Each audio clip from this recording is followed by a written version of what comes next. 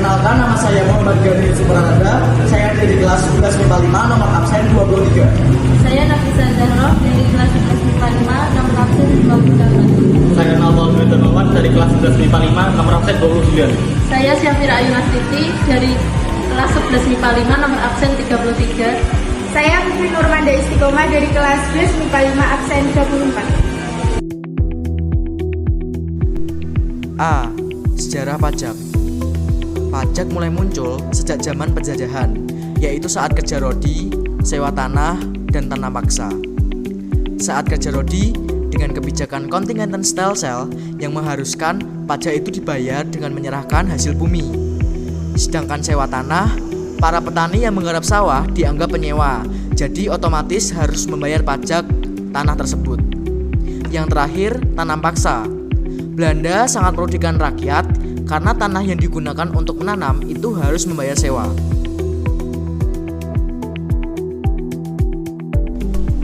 B. Pengertian. Menurut Undang-Undang Dasar 1945, Pasal 23 Ayat 2, pajak adalah iuran yang harus dibayar oleh wajib pajak atau masyarakat kepada negara atau pemerintah berdasarkan undang-undang dan tidak memperoleh balas jasa secara langsung. Maksud dari tidak memperoleh balas jasa secara langsung adalah kita tidak merasakan manfaatnya secara sadar. Namun di luar kesadaran kita itu merasakan seperti saat kita menggunakan jalan raya.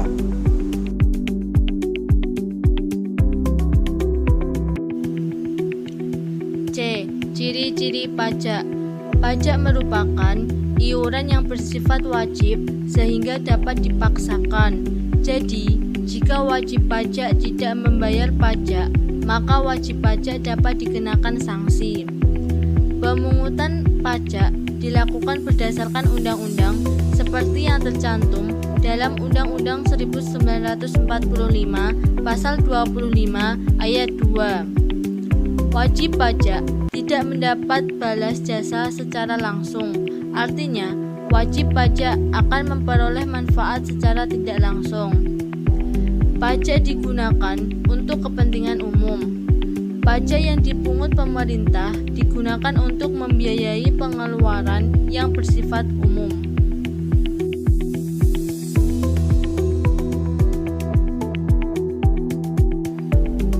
D. Perbedaan pajak dengan pungutan resmi lainnya. Selain pajak, pemerintah juga memungut iuran lainnya berupa retribusi tertentu.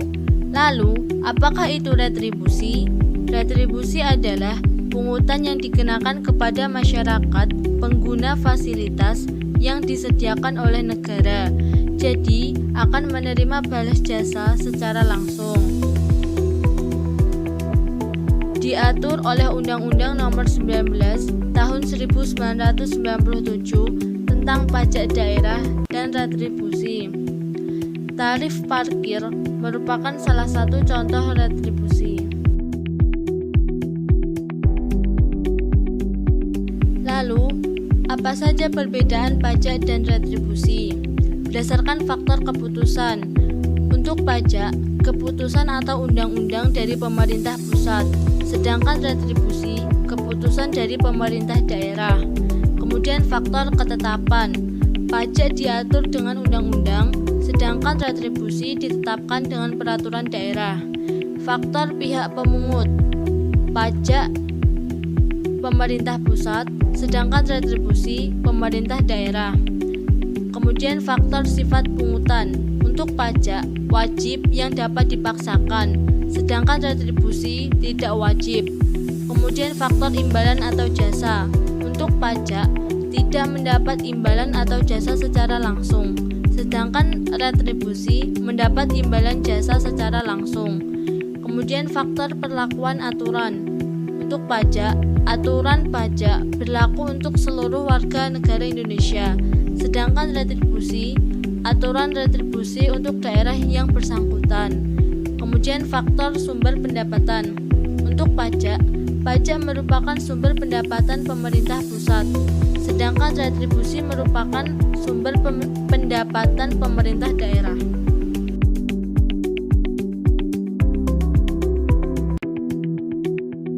Selain Selain retribusi, pemerintah juga melakukan pemungutan secara resmi lainnya, antara lain cukai. Cukai adalah iuran rakyat atas pemakaian barang tertentu, contohnya rokok, tembakau. Kemudian bea. Bea ada dua, yaitu bea masuk dan bea keluar. Bea masuk adalah bea terhadap barang yang masuk ke dalam negeri, sedangkan bea keluar bea terhadap barang yang diekspor ke luar negeri. Yang ketiga, sumbangan. Sumbangan adalah iuran dari orang atau golongan yang diberikan kepada negara. Awalnya bersifat insidentil dan sukarela, namun sekarang bersifat rutin seperti pajak motor.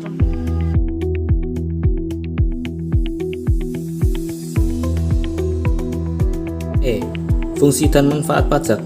Manfaat pajak yang pertama adalah menciptakan kondisi ekonomi yang meningkatkan pendapatan per kapita. Yang kedua, menekan kesenjangan ekonomi. Yang ketiga, menggerakkan sumber-sumber ekonomi masyarakat. Yang keempat, menata pengelolaan investasi yang produktif. Yang kelima, memperlambat peningkatan konsumsi masyarakat. Dan yang keenam, meningkatkan hasrat penabung masyarakat.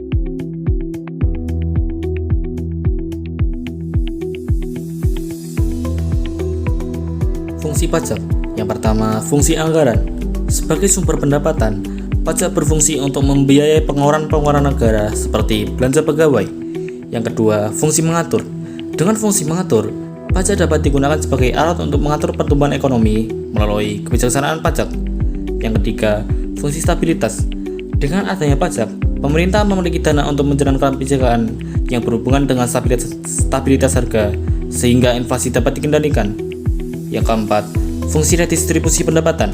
Pajak yang dipungut oleh negara akan digunakan untuk membiayai pembangunan sehingga pendapatan per kapita masyarakat bisa meningkat. F. Unsur pajak.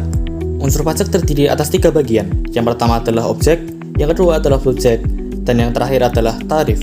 Yang pertama, objek adalah segala sesuatu yang menurut undang-undang dijadikan sebagai dasar atau sasaran pemungutan pajak. Yang kedua, subjek adalah orang atau badan usaha yang menurut undang-undang wajib membayar pajak kepada negara. Yang ketiga, tarif adalah dasar pengenaan pajak terhadap objek pajak yang menjadi tanggungannya.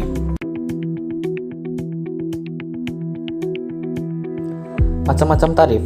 Yang pertama, tarif tetap adalah tarif pajak yang ditetapkan dalam nilai rupiah tertentu yang jumlahnya tetap atau tidak berubah.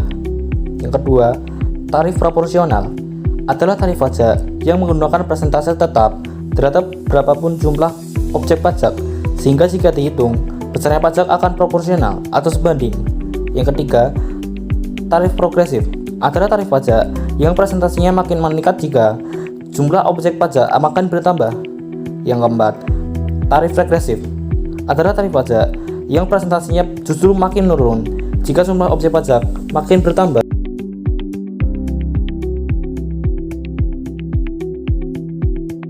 G. Jenis-jenis pajak terbagi menjadi 3. Yang pertama, pajak menurut golongannya itu ada 2, yaitu pajak langsung adalah pajak yang bebannya harus dibayar oleh wajib pajak dan tidak bisa dilimpahkan atau dialihkan ke pihak lain. Dan pajak tak langsung, pajak yang bebannya bisa dilimpahkan atau dialihkan ke pihak lain. Yang kedua, ada pajak berdasarkan pihak yang memungut, yaitu pajak negara dan pajak daerah. Pajak negara ialah pajak yang wewenang pemungutannya dilakukan oleh pemerintah pusat, Dirjen Pajak. Sedangkan pajak daerah adalah pajak yang wewenang pemungutannya dilakukan oleh pemerintah daerah. Yang ketiga, pajak berdasarkan sifatnya, yaitu ada pajak subjektif, yaitu pajak yang pelaksanaannya melihat kemampuan dan keadaan wajib pajak. Dan terdapat pajak objektif, ialah pajak yang pelaksanaannya tidak memperhatikan kemampuan dan keadaan wajib pajak. Perbedaan dari pajak langsung dan tidak langsung itu sendiri ialah pada ciri-cirinya. Pajak langsung memiliki ciri-ciri: 1. Dipungut dengan menggunakan surat ketetapan pajak atau KOHIR. Yang kedua, tidak bisa dialihkan atau dilimpahkan kepada pihak lain. Yang ketiga, dipungut setahun sekali.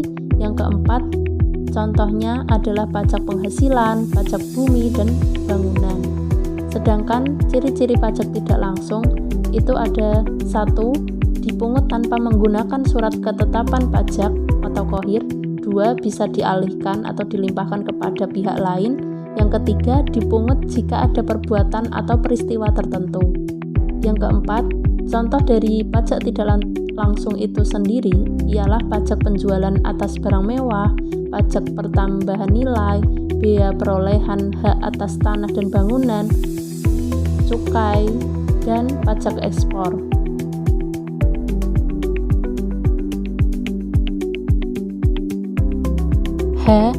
Asas pemungutan pajak. Terdapat perbedaan di antara teori-teori para ahli. Yang pertama, menurut Adam Smith atau prinsip Smith-Cannon. A. Prinsip keadilan atau kesamaan, equity, ialah pemungutan pajak harus adil dan sesuai dengan kemampuan masing-masing. B. Prinsip kepastian, certainty, ialah pemungutan pajak harus jelas dan pasti. C. Prinsip kelayakan, convenience, pemungutan pajak jangan sampai memberatkan wajib pajak. D. Prinsip ekonomi, yaitu pemungutan pajak harus sesuai memenuhi syarat ekonomi, yaitu hasilnya memenuhi kebutuhan dan pemungutannya tidak menghambat laju ekonomi. Yang kedua, menurut W.J. Langen, A. Asas daya pikul adalah besar kecilnya pajak yang dipungut harus berdasarkan besar kecilnya penghasilan wajib pajak. B. Asas manfaat ialah pajak yang dipungut oleh negara harus digunakan untuk kegiatan-kegiatan yang bermanfaat kepentingan umum. C. Asas kesejahteraan adalah pajak yang dipungut oleh negara guna mensejahterakan rakyat. D. Asas kesamaan, di mana antara wajib pajak satu dengan yang lain harus dikenakan pajak dalam jumlah yang sama. E. Asas beban yang sekecil-kecilnya ialah pemungutan pajak diusahakan sekecil-kecilnya jika dibandingkan dengan nilai objek pajak, sehingga tidak memberatkan. Yang ketiga, menurut Adolf Wagner, A. Asas politik finansial adalah pajak yang dipungut negara, jumlahnya memadai sehingga dapat mendorong semua kegiatan negara. B. Asas ekonomi ialah penentuan objek pajak harus tepat. C. Asas keadilan adalah pemungutan pajak berlaku secara umum tanpa diskriminasi. D. Asas administrasi, yaitu berkaitan dengan masalah perpajakan, keluasan penagihan, dan besarnya biaya pajak.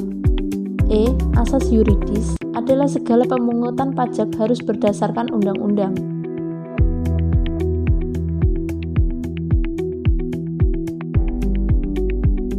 Asas-asas utama yang paling sering digunakan negara sebagai landasan untuk mengenakan pajak antara lain: 1. Asas domisili atau kependudukan, yaitu negara akan mengenakan pajak atas suatu penghasilan yang diterima seseorang atau badan yang berdomisili di negara itu sendiri atau penduduk asli. Yang kedua, asas sumber. Negara akan mengenakan pajak atas suatu penghasilan yang diterima seseorang atau badan jika penghasilan itu bersangkutan dari sumber-sumber yang berada di negara itu sendiri.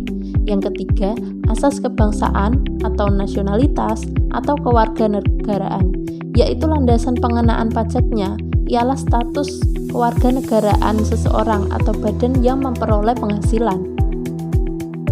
Perbedaan asas utama ke-1 dan asas ketiga dengan asas kedua adalah pada kriteria landasan kewenangan negara untuk mengenakan pajak.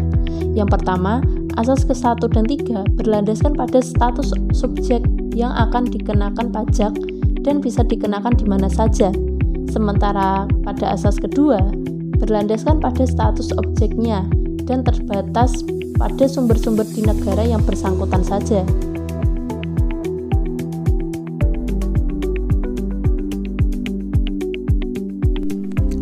Kemudian I. Sistem pemungutan pajak di Indonesia. Yang pertama terdapat Official Assessment System, yang kedua Self-Assessment System, dan yang terakhir Withholding System. Adapun yang pertama terdapat Official Assessment System. merupakan sistem pemungutan pajak yang membebankan wewenang untuk menentukan besarnya pajak terutang pada fiskus atau aparat perpajakan sebagai pemungut pajak. Sistem pemungutan pajak ini bisa diterapkan dalam pelunasan pajak bumi bangunan atau yang disebut PBB atau jenis pajak daerah lainnya. Adapun ciri-ciri dari sistem perpajakan official assessment yaitu yang pertama, besarnya pajak terutang dihitung oleh petugas pajak. Yang kedua, wajib pajak sifatnya pasif dalam perhitungan pajak mereka. Yang ketiga, pajak terutang ada setelah petugas pajak menghitung pajak yang terutang dan menerbitkan surat ketetapan pajak. Yang terakhir, pemerintah memiliki hak penuh dalam menentukan besarnya pajak yang wajib dibayarkan.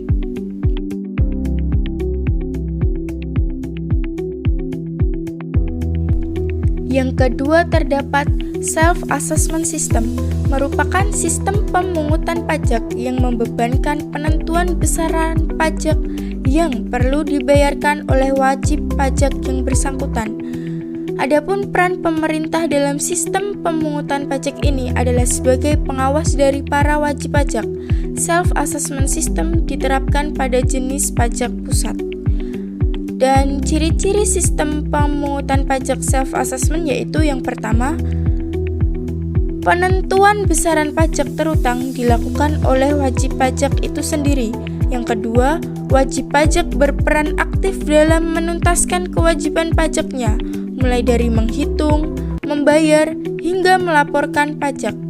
Yang ketiga, pemerintah tidak perlu mengeluarkan surat ketetapan pajak, kecuali jika wajib pajak telat lapor, telat bayar pajak terutang, atau terdapat pajak yang seharusnya wajib pajak bayarkan namun tidak dibayarkan.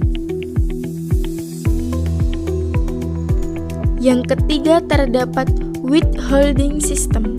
Pada withholding system, besarnya pajak dihitung dari pihak ketiga yang bukan wajib pajak dan bukan juga aparat pajak atau fiskus.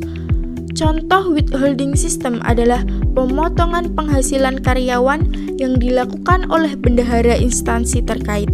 Jadi, karyawan tidak perlu lagi pergi ke KKP untuk membayarkan pajak tersebut.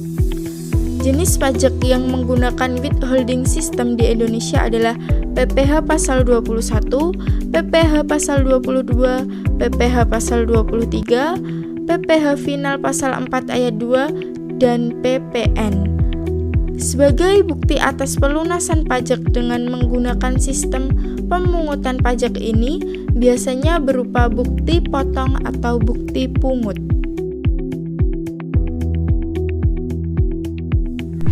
J. Objek dan cara perhitungan pajak. 1. Pajak penghasilan atau PPh. A. Subjek PPh. Menurut Undang-Undang Nomor 36 Tahun 2008, pertama, orang pribadi. 2. Warisan yang belum terbagi. 3. Badan kumpulan orang atau modal yang satu kesatuan. B. Tidak subjek PPh.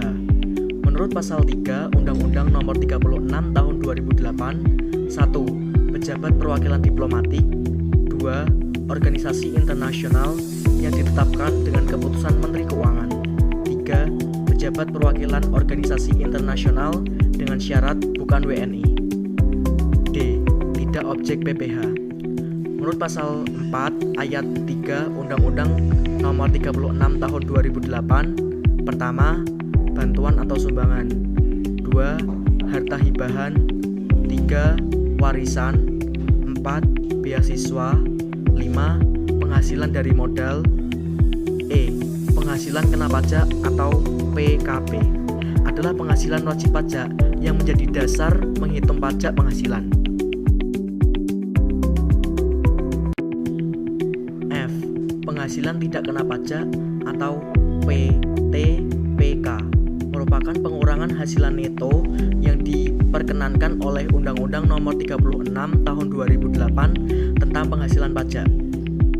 G. Menghitung pajak penghasilan.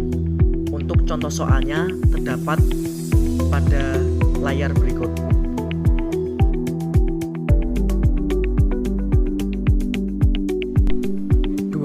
Pajak bumi dan bangunan atau PBB adalah pajak yang dipungut atas tanah dan bangunan. A. Subjek PBB. Pertama, mempunyai hak atas bumi atau tanah.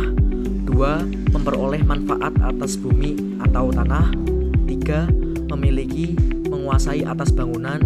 4. Memperoleh manfaat atas bangunan. B. Objek PBB. PBB dikenakan atas objek berupa bumi atau bangunan. Yang dimaksud bumi adalah permukaan bumi, yaitu tanah, perairan, laut wilayah Indonesia, tubuh bumi yang ada di bawahnya. C.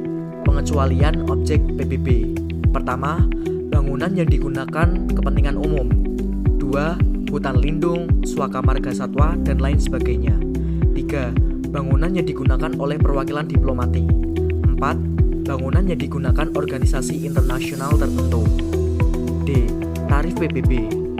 Menurut Undang-Undang Nomor 12 Tahun 1994, rumusnya adalah PBB terutang sama dengan tarif 0,5% kali persen NJKP kali NJOP. Menurut Undang-Undang Nomor 28 Tahun 2009, rumusnya adalah PBB terutang sama dengan tarif pajak kali NJOP tanah per meter kuadrat kali luas tanah ditambah NJOP bangunan per meter kuadrat kali luas bangunan dikurangi NJOP TKP bangunan.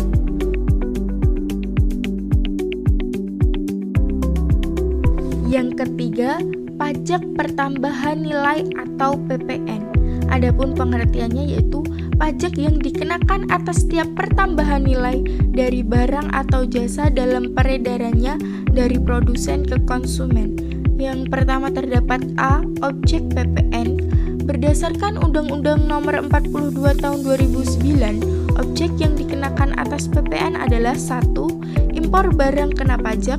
2. Ekspor barang kena pajak oleh pengusaha kena pajak. 3. Pemanfaatan barang kena pajak tidak berwujud dari luar daerah pabean di dalam daerah pabean. Yang keempat, pemanfaatan jasa kena pajak dari luar daerah pabean di dalam daerah pabean. B. Tarif PPN. Adapun tarif umum 10%, tarif khusus atas ekspor BKB 0%. Tarif PPN ini bersifat proporsional atau sepadan, tidak progresif atau berlapis seperti PPh. C.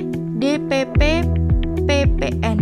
DPP PPN atau dasar pengenaan pajak PPN yang diatur di pasal 9 ayat 1 sebagai berikut. Untuk menyerahkan BKP atau pemanfaatan BKP tidak terwujud, DPP-nya adalah jumlah harga jual. Untuk pengimporan BKP, DPP-nya adalah nilai impor. Untuk pengeksporan BKP, DPP-nya adalah nilai ekspor.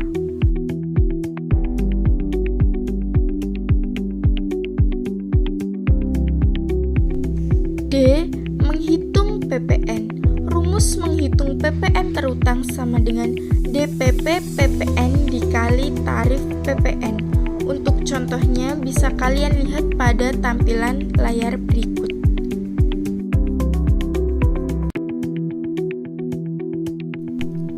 Yang keempat, pajak penjualan barang mewah atau PPNBM. PPNBM merupakan jenis pajak yang merupakan satu paket dalam Undang-Undang Pajak Pertambahan Nilai. Namun demikian, mekanisme pengenaan PPNBM ini sedikit berbeda dengan PPN. Berdasarkan pasal 5 ayat 1 Undang-Undang PPN, pajak penjualan atas barang mewah dikenakan terhadap beberapa barang berikut. A. Penyerahan barang kena pajak yang tergolong mewah yang dilakukan oleh pengusaha yang menghasilkan barang kena pajak yang tergolong mewah di dalam daerah pabean dalam kegiatan usaha atau pekerjaannya. B. Impor barang kena pajak yang tergolong mewah. Dengan demikian, PPNBM hanya dikenakan pada saat penyerahan BKP mewah oleh pabrikan atau pengusaha yang menghasilkan dan pada saat impor BKP mewah. Sementara itu, PPNBM atas impor BKB mewah dilunasi oleh importir bersamaan dengan pembayaran PPN impor dan PPh pasal 22 impor. Cara menghitung PPNBM terutang sebagai berikut. PPNBM terutang sama dengan DPP PPNBM dikali tarif PPNBM. Adapun tarif umum PPNBM yang diatur di pasal 8 UU PPN atau PPNBM antara 10% sampai 75%. Dan tarif khusus PPNBM atas ekspor BKB tergolong mewah 0%. Adapun contohnya yaitu bisa kalian lihat pada tampilan